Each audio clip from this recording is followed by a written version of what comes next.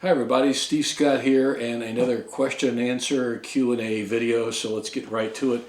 Got a great question. It's one that's often asked. Why do you advocate cross-training, and shouldn't you concentrate on only one martial art to really get good at it? Great question, and it's often asked to people like me because I am a big advocate of cross-training. And let's just give you as quickly as I can, a brief history. I started judo in 1965 and fell in love with it immediately. And I did that constantly, and I was at practice all the time, concentrating on judo up until I discovered in the early to mid 1970s Sambo, the Russian Sambo wrestling, Sambo. And my coach at the time, Ken Regeneter, said, you should try this. I think you'd really adapt to it. It's your style of judo as such. I think you'd really go for the Sambo. So anyway, I found, this is back in the 70s before we had video and the internet and all this other stuff. I found Sambo and I got hooked up with it, and my first coach was Morris Allen, who would have to have been a world Sambo champion, and he was living in the United States and still does live in the United States. Great guy and fabulous coach. And he really introduced me to Sambo and got me going in it. And I was only able to study with Morris off and on for about a year or so. And then he moved on to Virginia, outside of the Midwest here. But I stayed with it. That was in 1976. So my point is this, is that I had a base martial art. So yes, you want to get good at your base martial art, whatever it may be. You don't want to just hop around from one thing to another and never have a solid foundation. So that base martial art gives you a solid foundation. So get that solid foundation first. And once you do that, once you've established some time and you got some good skills under your belt, then move on and do some cross training.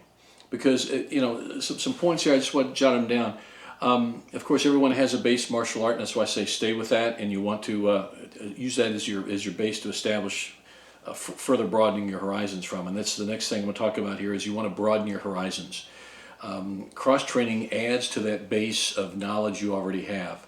And it's going to, Sambo certainly is very similar to Judo, but there are a lot of things that are different too. And you've got to get into it to really understand it. Just like I know a lot of people who do BJJ, and other forms of Jiu-jitsu, and our Shingitai Jujitsu, there are certainly things that are different from that than Judo. So you want to take what your base is and then add to it, and broadens your horizons. And what it'll do as it broadens your horizons, it opens you up, makes you more curious about learning new things.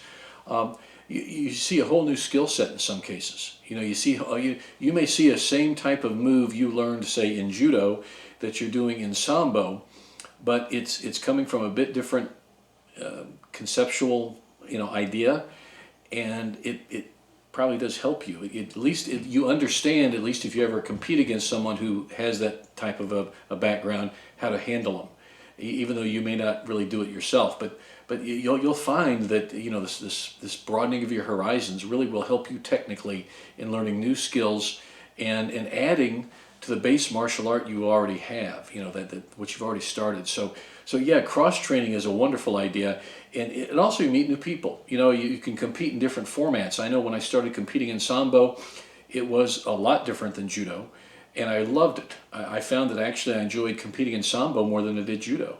And some people may have, they might like to do no-gi grappling or something as an adjunct to their, Sambo or Judo or whatever it may be.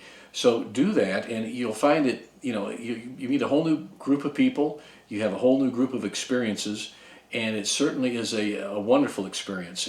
And honestly, I say this a lot to a lot of people, my students in my dojo, and I've said it to my friend John Saylor many times when he developed the Shingitai aspect of doing jiu-jitsu and grappling and fighting. What I'm saying here is that I kind of get bored if I just did Judo. I know probably some Judo people get pretty mad at me for saying that, but really, by doing the Shingitai approach to training and then adding that with my Sambo, it really keeps things fresh, and it keeps things from getting boring. So I think if you just stick with one thing, if you love it and you think you can expand within the framework of that base martial art, go for it. I mean, that's your thing. We're all different. Me, personally, I found cross-training really added a whole new bunch of layers and levels of dimension that you know, skill that I didn't have just doing judo. And it's not a slam on judo, it's just a slam on how I was doing judo. And I added to it by my Sambo and certainly my Shingitai Jujitsu experiences. So yeah, that being said, I'm a real advocate of cross-training, and I highly recommend it for everybody. But at the same time, cross-training doesn't mean you stop doing your base martial art and go quit doing something else. That means you've just stopped doing your base martial art, you've changed to whatever other martial art it may be. That's not cross-training. Cross-training, remember, is to add to your already what you've got established, and add to it and improve on it. And as like my buddy John Saylor said many years ago, back in the 80s, heck, we were cross-training before it was considered cool. And I think that's really an important thing to do. So anyway, cross-training really works, and I really recommend it for everybody. And thanks for that great question.